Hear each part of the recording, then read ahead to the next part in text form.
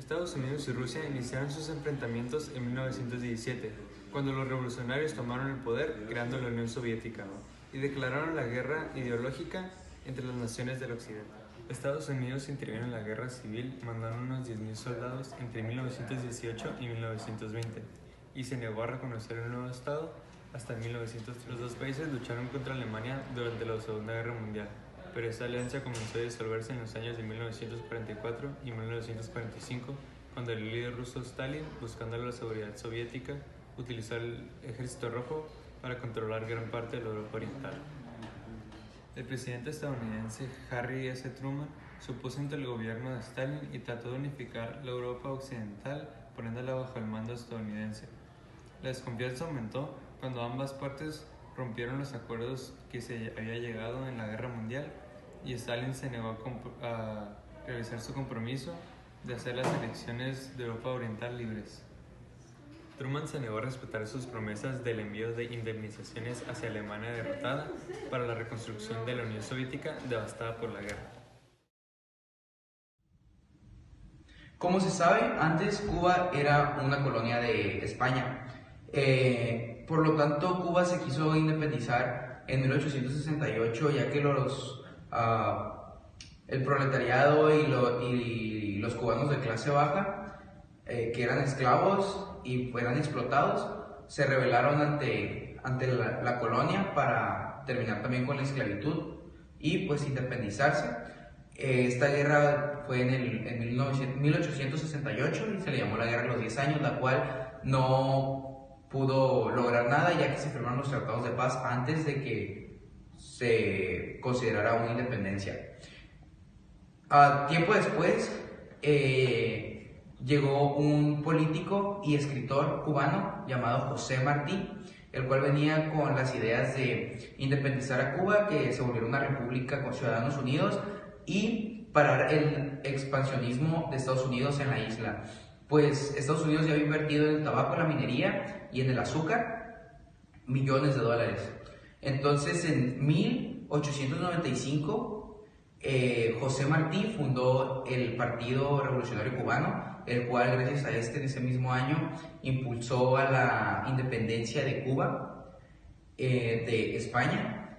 Entonces, pues, durante los años de batalla, en 1898, Estados Unidos decide entrar a la guerra de independencia también, ya que pues no les convenía que sus inversiones estuvieran en juego entre los españoles y los cubanos, y deciden apoyar a Cuba, sacan a España de Cuba y deja de ser el colonizador, pero ahora pues en lugar de España entra Estados Unidos como dueño de la isla y los cubanos se ven pues obligados a ser supervisados y que Estados Unidos intervenga de manera indirecta en Cuba. En 1902 entra Tomás Estrada como presidente sin elecciones. Él fue el primer presidente de Cuba. Ese señor tenía lazos fuertes con los estadounidenses, por lo tanto respetaba sus políticas económicas, reglamento y normas. Por lo tanto, en el país de Cuba no se vio un cambio después de la independencia con España.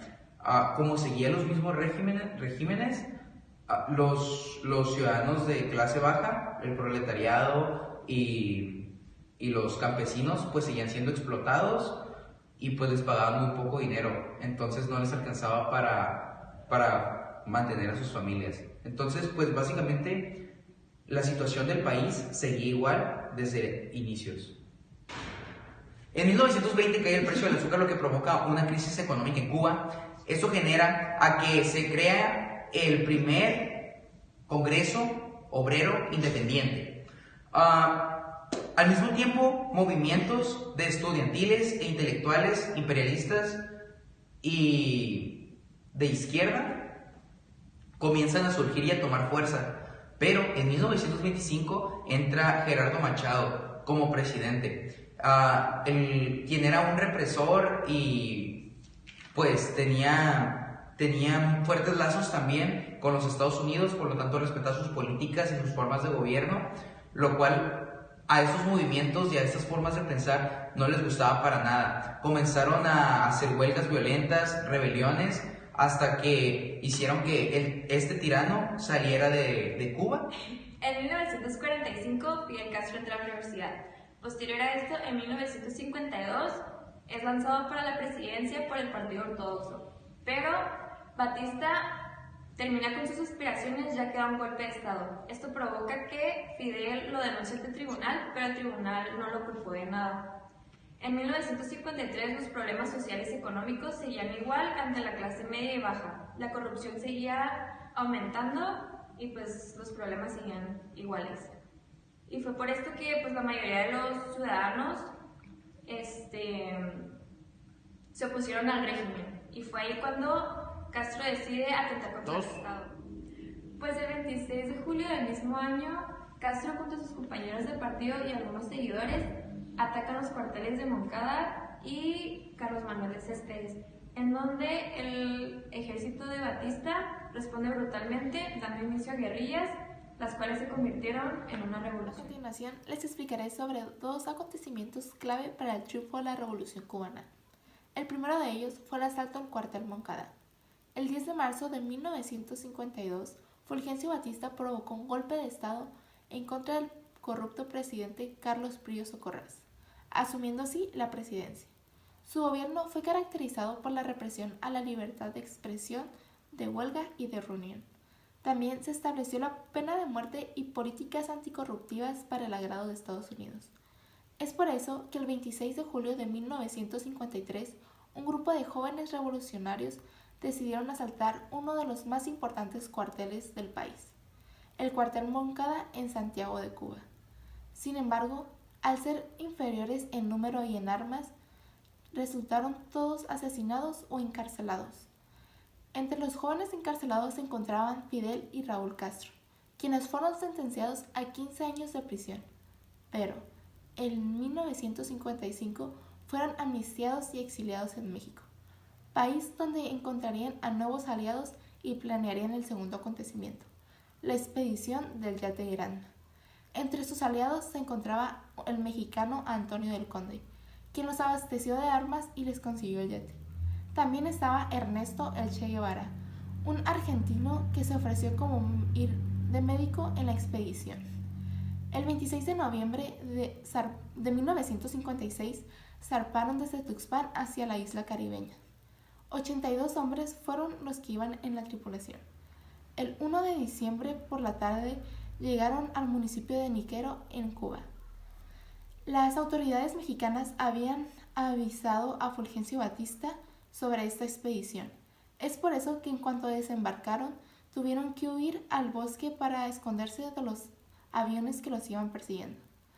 Estando a salvo continuaron su ruta, pero el 5 de diciembre, en Alegría de Pío, fueron sorprendidos por el ejército cubano. De 82 hombres, nomás 21 sobrevivieron y pudieron escapar hacia las montañas, lugar donde establecieron el núcleo del que sería el ejército rebelde. El 1 de enero de 1959, los guerrilleros de Fidel Castro derrumbaron la dictadura de Batista, y para celebrarlo, Fidel Castro llevó a cabo una rueda de prensa en Estados Unidos, en la cual él juró que no habría ni un solo comunista dentro de todo su gobierno. Sin embargo, al paso de los años, la relación entre Cuba y Estados Unidos se fue deteriorando, y todo empezó porque los estadounidenses se alarmaron debido a que la Unión Soviética fue el primer comprador del azúcar cubano. Por lo cual la URSS decidió mandar misiles, aviones y 42.000 hombres a la isla caribeña. Sin embargo, no pasó mucho tiempo para que los estadounidenses se dieran cuenta de lo que estaba pasando, y cuando se enteraron de todo lo que había en la isla, el presidente Kennedy decidió dar un discurso en el cual decía que se declaraba la isla en cuarentena y que era su misión y su responsabilidad asegurarse de que ningún barco con misiles soviéticos pasara. En 1961, Estados Unidos terminó oficialmente su relación democrática con Cuba. Y en abril de ese mismo año, más de 1 millón de cubanos se dirigieron a la Bahía de los Cochinos, los cuales estaban siendo ejercitados por la CIA. Sin embargo, Cuba fue exitoso y logró vencerlos rápidamente. Pero esto causó una gran alarma y una gran preocupación en los cubanos de que esto se volviera a repetir, por lo cual en 1962 Raúl Castro se dirigió a Moscú para pedir el apoyo y la protección de la URSS. Sin embargo, esta situación fue demasiado secreta que ni siquiera el mismo secretario que se encontraba en Estados Unidos soviético supo de esta operación.